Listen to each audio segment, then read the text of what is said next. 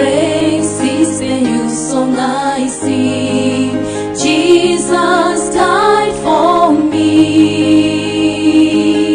Living by faith is the theme of my living. Serving God and be faithful till death.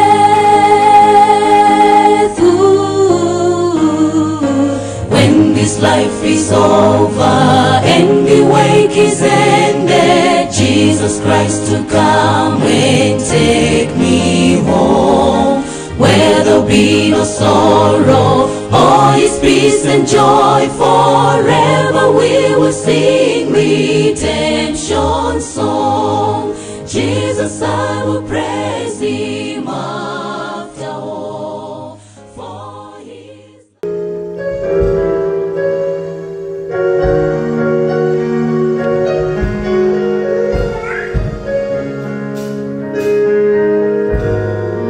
You've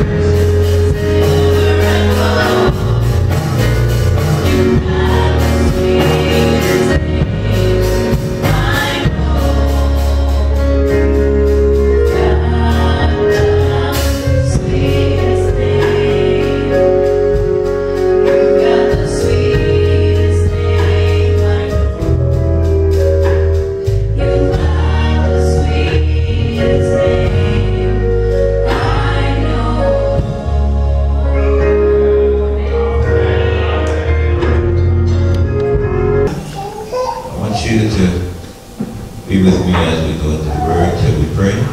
Father, I thank you today for another day of life. This time last year, there were people we knew who had gone. Even this morning, the elder mentioned a bereaved family. Lord, may these deaths remind us that death is a part of life, and what matters in this life is what we do with Jesus. So this morning we invite him, you, Lord, into our hearts, into our lives. We pray that you would send the Holy Spirit to give us guidance as we walk through the pages of the word. And now, Lord, let, we pray, the words of our mouth and even meditations of our hearts, may they be acceptable in your sight. In Jesus' name, amen. Our subject this morning is God was with him. God was with him. And the Bible says in Genesis 39, I would like to read chapter 39, verses 1 through 5.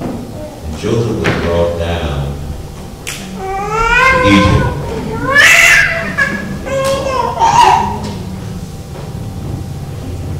Well, I need some, yeah, there you go. See there? Next time I get married, I think I'm going to marry a woman from Africa. I mean it. With American women, all right, I just blessed to get a good woman. Having women treat me. Let me get one for my son. All right? And Joseph was brought down to Egypt. And Potiphar, an officer of Pharaoh, captain of the guard, an Egyptian, bought him of the hands of the Israelites, which had brought him down thither. And the Lord was with Joseph. He was a prosperous man. And he was in the house of his master, the Egyptian. And his master saw that the Lord was with him, and that the Lord made all that he did to prosper in his hand. And Joseph found grace in his sight, he served him. He made him overseer over his house, and all that he had he put into the hands of Joseph. It came to pass from time to time that he made him overseer of his house, and over all that he had, that the Lord blessed the Egyptian's house for Joseph's sake. And the blessings of the Lord was upon all he had in the house and in the field. Several years ago, there was a famous study that was done. This study traced the lives and examined the background of many famous people. People like Nelson Mandela, Winston Churchill, President Franklin D. Roosevelt, Helen Keller, Clara Barton, Gandhi, Einstein, and Freud. Among the things they studied were how these prominent individuals grew up. What they found was very surprising. They discovered that 3/4 of the children endured poverty by broken homes or were raised by parents who rejected them. Nearly all the writers, that is 74 out of 85 of the writers of fiction and drama, came from houses where they experienced intense psychological drama. In other words, their parents didn't get along. They fought and cursed at each other all the time. And 1/4 of these great people experienced some kind of physical handicap, such as blindness, deafness, and crippled limbs. it makes one wonder, is what happened to them caused them to be such great people and made such a great contribution to humanity? We don't know. But in our text this morning, we read about another man named Joseph. And Joseph overcame similar struggles in his life. And he came from a highly dysfunctional family. Today we might call it a blended family in America. In Malawi, I don't think we call it blended. Because all of those boys had 4 different mothers with one father. In other words, their father had more than one wife. You see what I'm saying, Malarians? You wouldn't call that a dysfunctional family. You call it a family. Isn't that right? In Africa. I know your culture. But there was one thing those boys had in common. They hated each other. But one thing they had in common, and that is all of them hated children.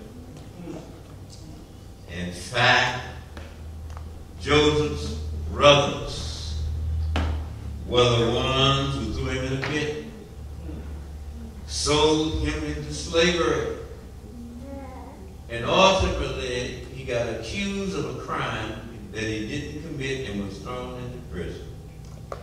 Joseph's brothers planned to kill him, but greed got in the way. So much so until they said, what will we gain if we kill him? After all, he is our brother. Let's sell him to the Israelites and not lay a hand on him. He's our brother, our own flesh and blood. And they took Joseph's coat, they soaked it in the goat's blood, and then they brought it back to their father and stood by while their father went through anguish and wailed and mourned over his favorite son. But brothers like these, you don't need enemies, do you? Well, so in Genesis 39, we find that Joseph was in Egypt. And Egypt had already become a great nation before Joseph got there. They had already built the famous pyramids, the Phoenix, and the Temple of Luxor. Egypt was a tourist country, a tourist place back then, just like it is today. Of course, Joseph was not a tourist. He was a slave. He had been ripped from his home and friends, dragged across the desert from a land that he knew not, surrounded by people he was not familiar with and did not even understand their language. Even if he could have gotten away, he would not have known which way to go. He was lost, a long way from home. And Joseph was a mere 17 years old. He lost everything that he loved, considered important. And now he lives at the whim of his master. He's a slave. The lowest form of life in the nation of Israel. He has nothing. He owns nothing. And in the minds of many people, he is nothing, just like all the other slaves. He has no rights, no status, no value. But Joseph had one thing the other slaves did not have. One thing. And God made it a point to make it clear. Most ordinary people would have given up on God. Wondering if God cared after they'd gone through so much. But in case you have doubts, Joseph did not feel that way. And so God put a phrase in that story. A phrase, friends, that was repeated again and again. And you know what that phrase was? The Lord was with Joseph. And I want you to know this morning, if you serve the Lord, and if you're faithful in all that you do, and if you trust God to order your steps, God is with you this morning. Do you believe that today? You see that phrase in verse 2, verse 3, verse 5, verse 21. And God was with Joseph. And because God was with Joseph, Joseph was successful in everything that he did. In Genesis 39, verse 5, it says, from the time Potiphar put him in charge of his household, and of all that he owned, the Lord blessed the household of the Egyptian because of Joseph. I wish I knew somebody like Joseph. I don't have to. I know the Lord. When you know God, God will bless everything you touch. If you trust the Lord. I don't believe y'all believe that today.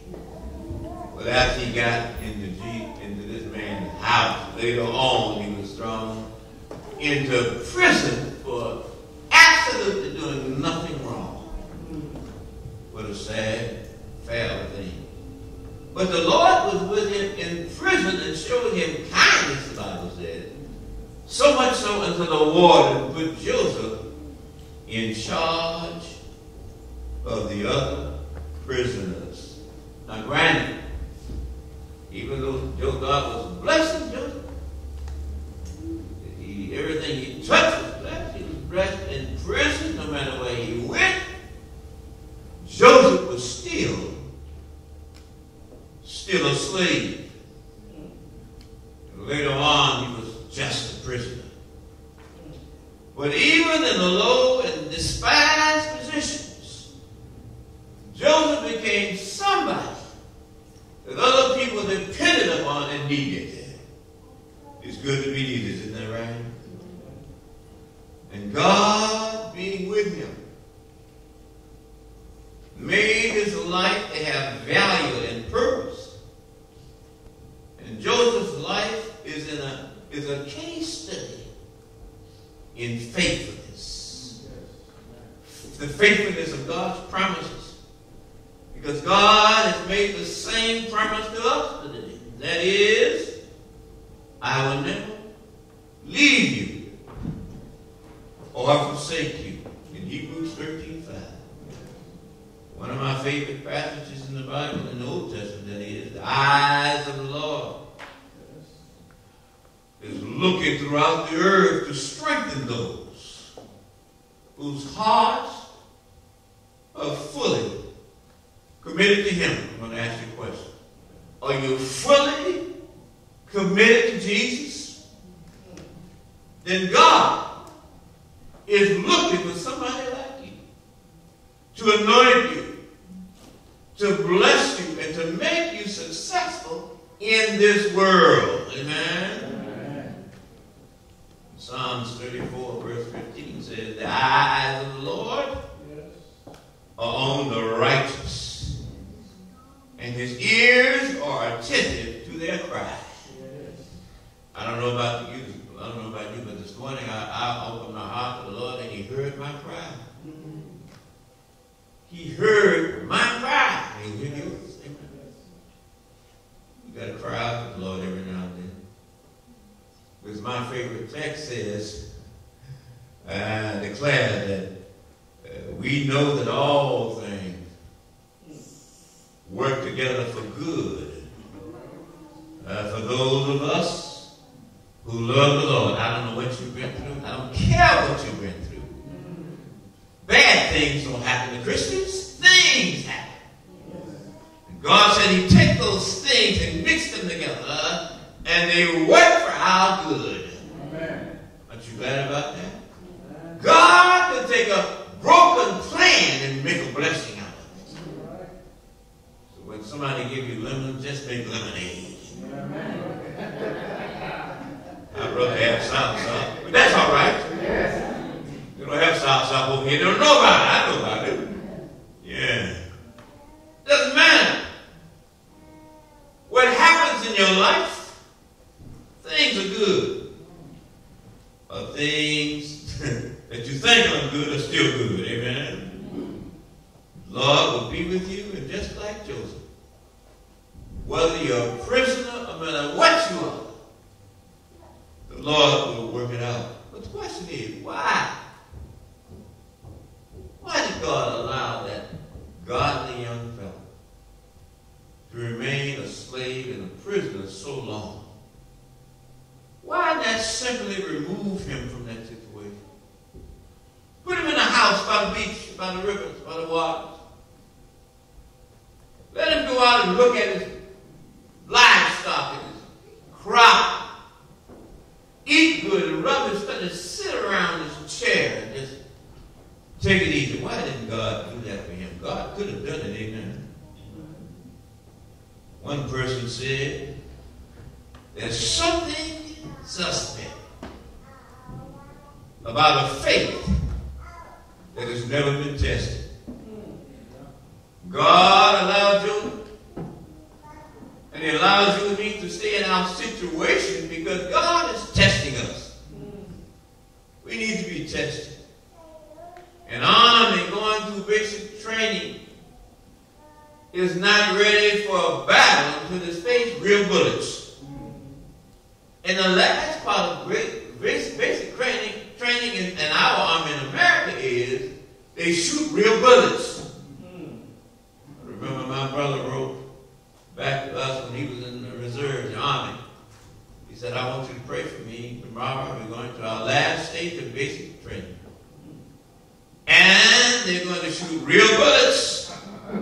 They had to stay under the wire. He was in Texas.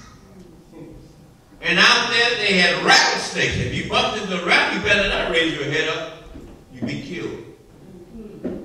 A ship cannot prove that it's ready for a storm by sitting on dry land. My point is this, friend. Joseph was meant for great things. And God had already given him 2 dreams to show him that. But in spite of that, he went through. For you see, Joseph was 17 years old. He was not ready for that great responsibility. So God had to take him to the crucible, use tools and develop his character and make a real man out of him. But it seems to me, I don't know about you, that was pretty harsh. It was rough in my eyes. But you see, God knows what He's doing. God sees the big picture. He knows how much we can bear. So some folk have it rougher than other people. But God is over it all. Don't ever forget that. That young boy through a rough time, amen? My goodness. He went through some hardships. But he wasn't ready for it. Let me drive that point home. We're talking about the nail and the hammer. The hammer, it has fun beating things in place and holding things down. But the nail sees another point of view. The nail says, I'm beat up all the time. I'm fastened in places where He wants me. What's wrong with that thing? But what's the point of it is, my friends, is both the nail and the hammer is in the hands of the master. Amen. Whether you're a nail or a hammer doesn't matter. Amen. God uses all of us for a reason. He puts us in position for a reason. Don't worry about that. Amen. God knows what He's doing. When that nail realized that, he said, well, you know, God, I'm in the hands of the master. At least He's using me.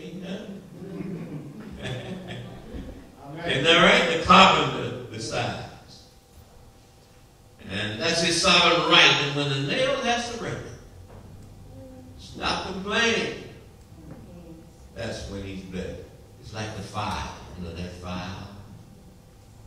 The file decides how much should be eaten away and what shape it should take. Now the furnace is the worst example. It's ruthless. It never stops burning until everything is extinguished, burned up. It's rough. But even the furnace will not stop. If you can't burn, it will make you melt. Burning or melting until you fall in place. All that matters this morning, friend, is that we realize that the Master is the one who shapes and bends us to his will. And only when we've been shaped and molded can God use us as he sees best. But every now and then, there's a harshness to it. You heard this man read about all that education I have and all that other stuff. Don't let that fool you. I've been through some problems. I'll be 75 years old in a few weeks. I've had some rough times. One thing is rough being black in America. When I grew up, right now you walk out of the house, you're reminded that you're black. When the police stop, you better tell your boys, say yes or no, some people like it. They can be killed. I don't care what kind of accent you speak with. I just want to say that. One man told of watching a gardener. He watched that gardener take some plants out of a pot and shake the roots real rough. And then he took the plants and put them in a bigger pot. So the man, he wasn't a country boy. He didn't know anything about plants. He wasn't from Africa. He didn't know anything about plants. He said, why'd you do that? He said, when the plants were in a small pot, the roots were cramped and they couldn't flourish. So I took it out so it could breathe and grow. You see, friends, God was getting ready to transplant children, to elevate him, to move him in another position. So we had to move him around a little bit, shuffle him around. Am I making sense this morning? Yes. Am I preaching the word this morning? Yes. Are you with me today? Yes. Thank you. Essentially, God was really shaking Joseph down. You see, the task God wanted Joseph to accomplish was critical, not just for him, but for the future of his people, Israel. God had them in mind. You see, God took Israel, brought them to Egypt, and protected them from the ravages of the rough nations they were going to face. So he left them in Egypt to protect them until the Egyptians began to abuse them.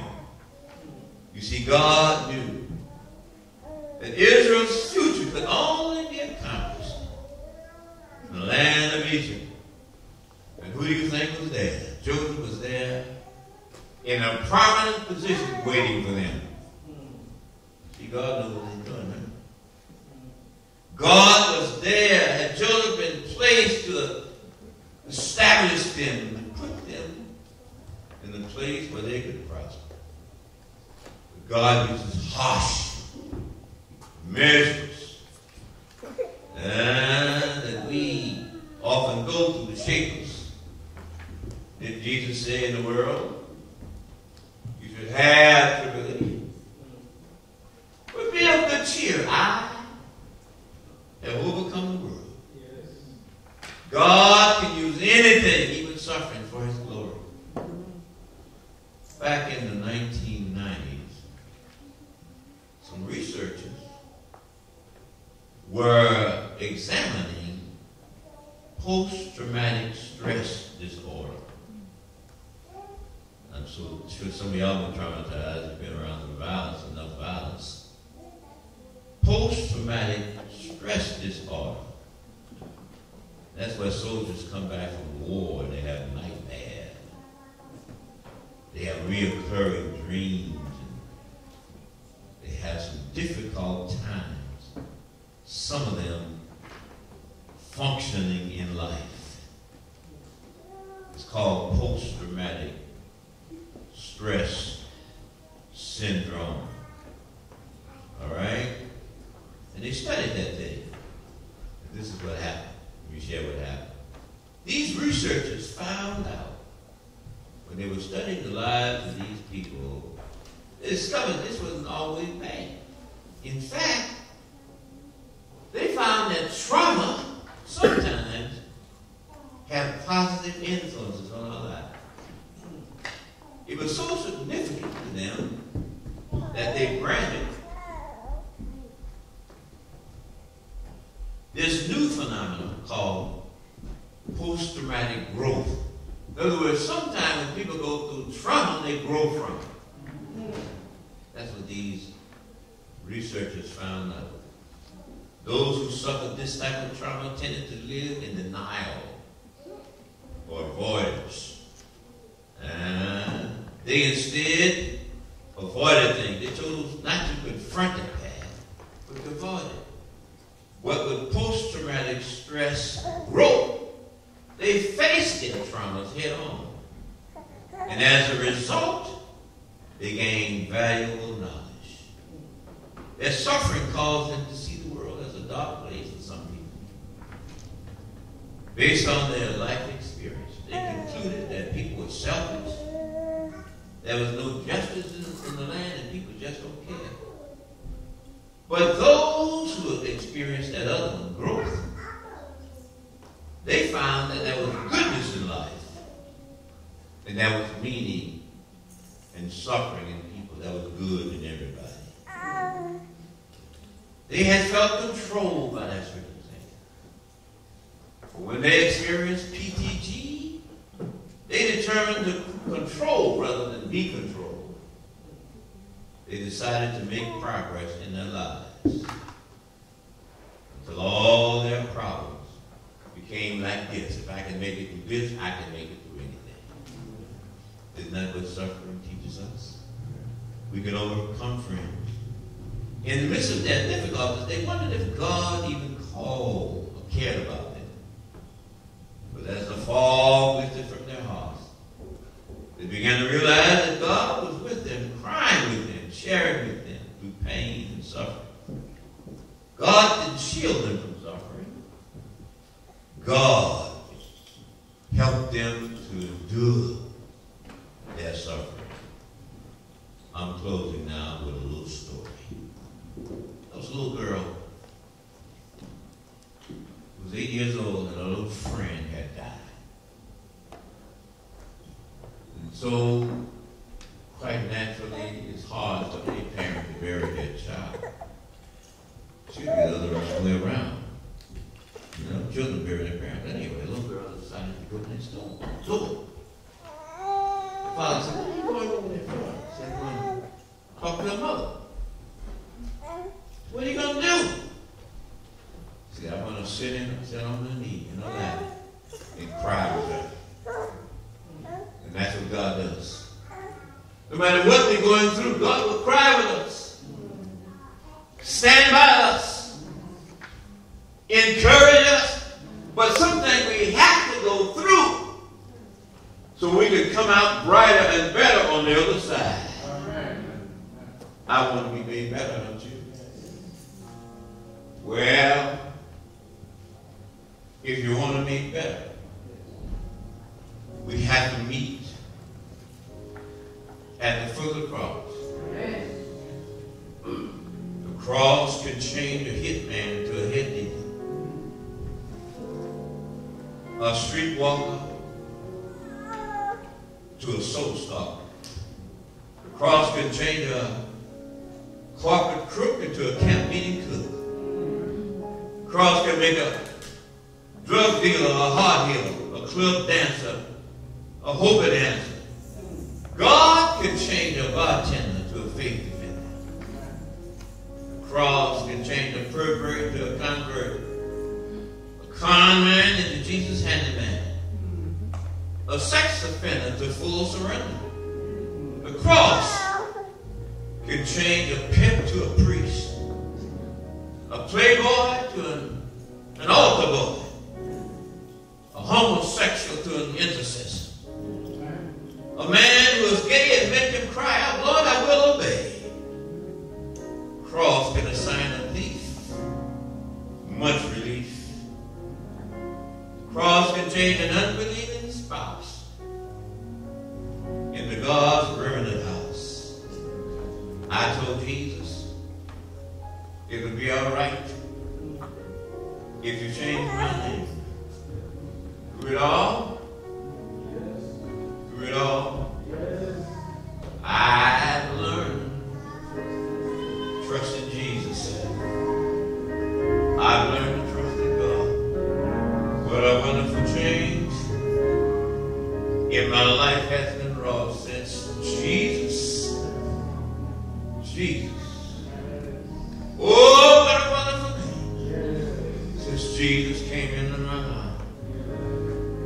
The pathway to the cross begins with brokenness and death. Before we can growth can take place, one needs to choose to embark the long journey of recovery, to restore the shattered assumptions, to regain confidence, and to find healing. Healing for the soul. I want you to stand with me right now.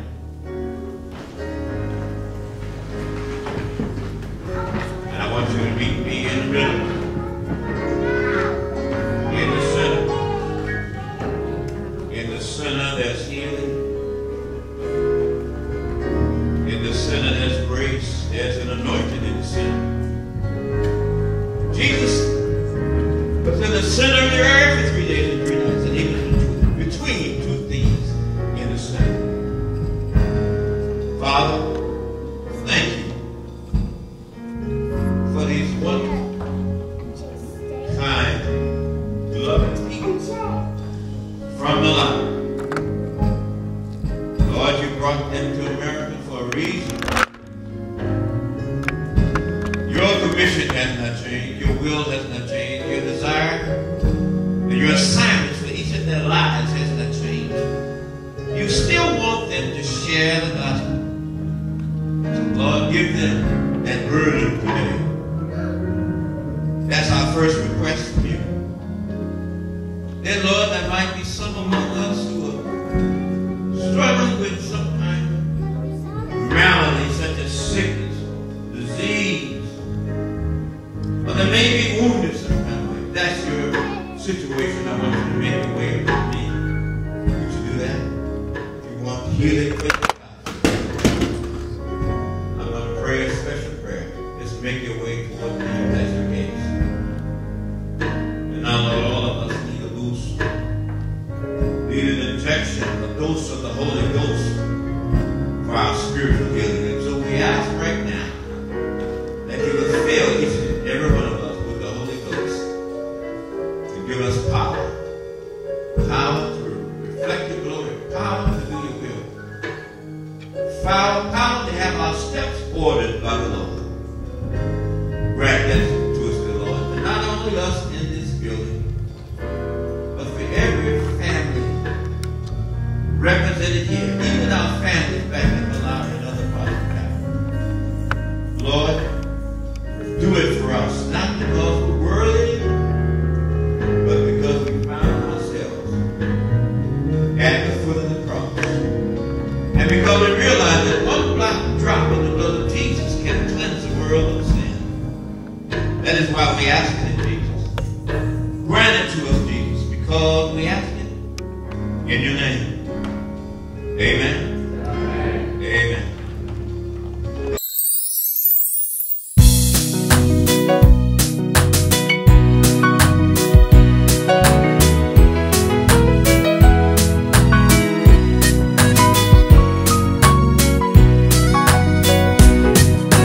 Uye watu Kristu yo